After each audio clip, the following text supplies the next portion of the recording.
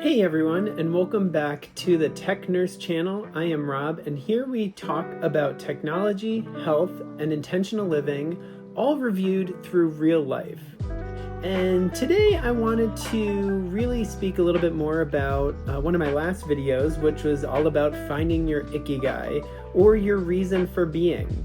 So after thinking about Ikigai and my reason for being, I kept thinking about my trip to Japan.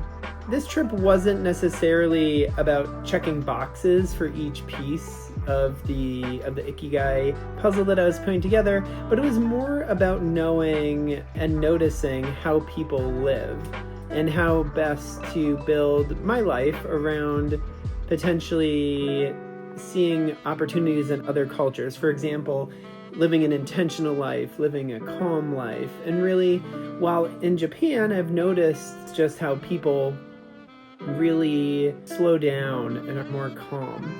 So I really wanted to speak a little bit more about how my trip to Japan really impacted my Ikigai, or my reason for living. So a couple notes about Japan that I noticed and I was thinking about as I was creating my Ikigai plan was that I noticed and remembered that Japan moves so very efficiently, but not frantically. There's a ton of people, but everyone is organized. It's almost like organized chaos in a sense, where everybody is crammed onto trains and is running all over the place, but they're moving very intentionally, and they all kind of are quiet, you know what I mean, and polite in a sense.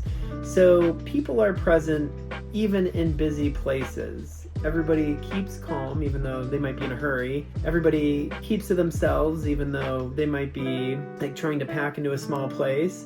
So everybody is very present and mindful in their own place. And so I reflected and I was thinking about, well, how can I incorporate that into my life or my Ikigai? And so it made me question how rushed my days feel back home. It made me think about slowing down, taking a breath, and really thinking about those small routines and how to treat those small routines with care.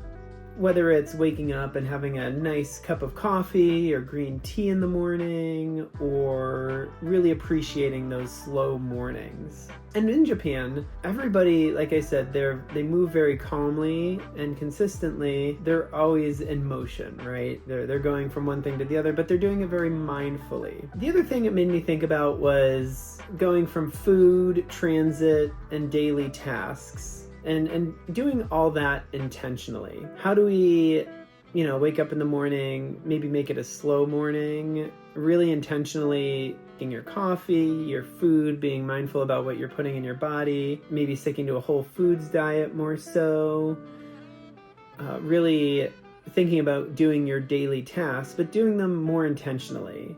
Sometimes we look back on days and we find out that we don't remember what we did yesterday, or what did we have for breakfast yesterday. We can't remember some of that stuff. And that's because we probably were not very mindful in the moment. It wasn't performed intentionally. It reminded me that wellness doesn't come in big gestures.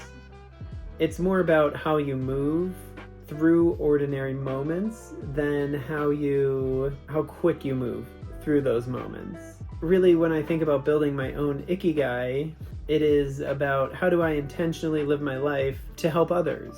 And I really enjoy, creating these videos. I teach on the side. I really enjoy that. I enjoy travel, and how do we travel more intentionally? We're all here taking pictures of everything, but are we really absorbing what we're taking pictures of?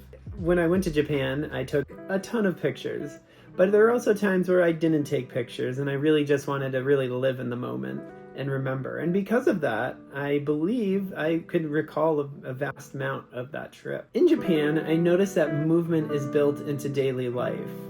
People walk everywhere. They walk a lot of steps. I'm talking about steps, both walking in a straight line, but also elevation steps, going up and down steps all day. Whether it's for the subways, the trains, buses, what have you. Movement is built into daily life. Whereas here in America, especially me, I work remote most of the time from home. I sit at a desk all day, so I have to be more intentional about my movement.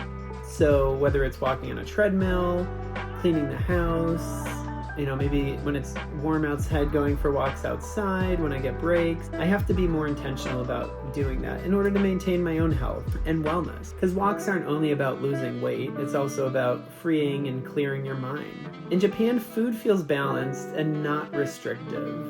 And I think this comes down to how Japan uses whole foods in a lot of their meals. Now, don't get me wrong, Japan, just like anywhere else, has a ton of unhealthy snacks and ultra-processed foods and processed foods and all of that. But in Japan, everything feels balanced, especially the way that their traditional plates are laid out. They usually have a rice, a soup, and a main protein and a bunch of side dishes. And that allows you to feel like you're eating a lot, but you actually are not. And you're kind of moving around from dish to dish to dish, and you're eating whole foods like rice, the protein, lots of vegetables, the soup, usually miso soup, which has its own benefits.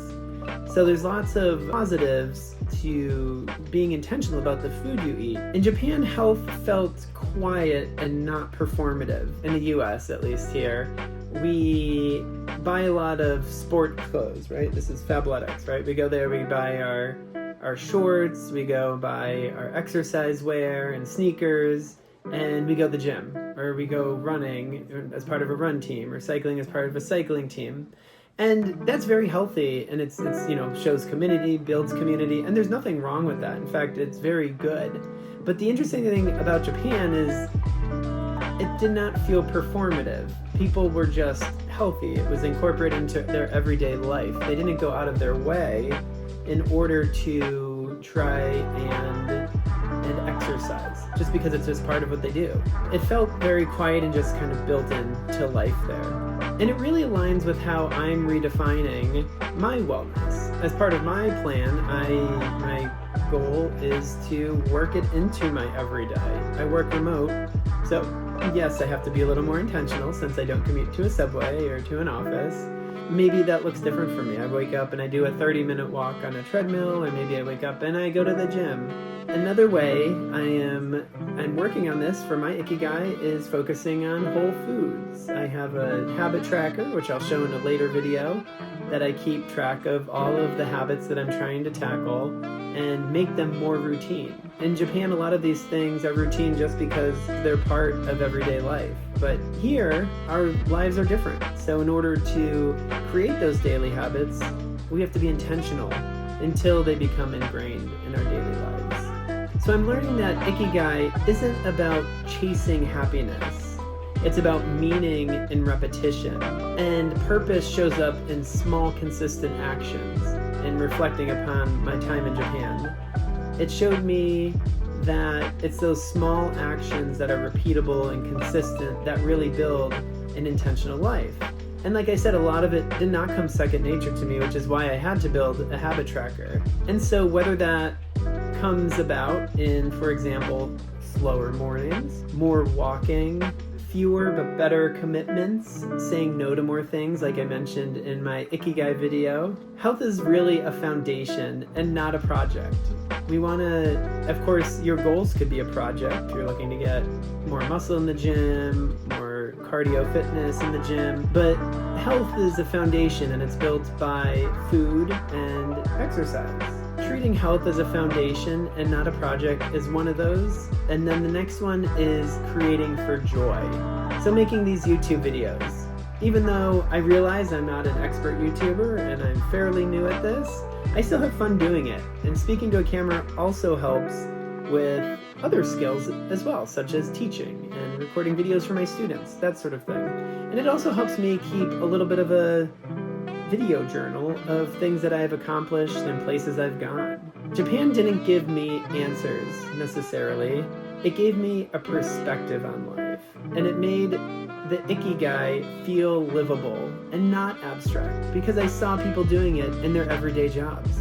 They were so happy to provide you food, build a beautiful cup of, matcha tea or matcha latte for you. They were so proud of the work that they did every day, and they showed up and were so very pleasant. and that really made an impact on me. With all that being said, what places have changed how you live?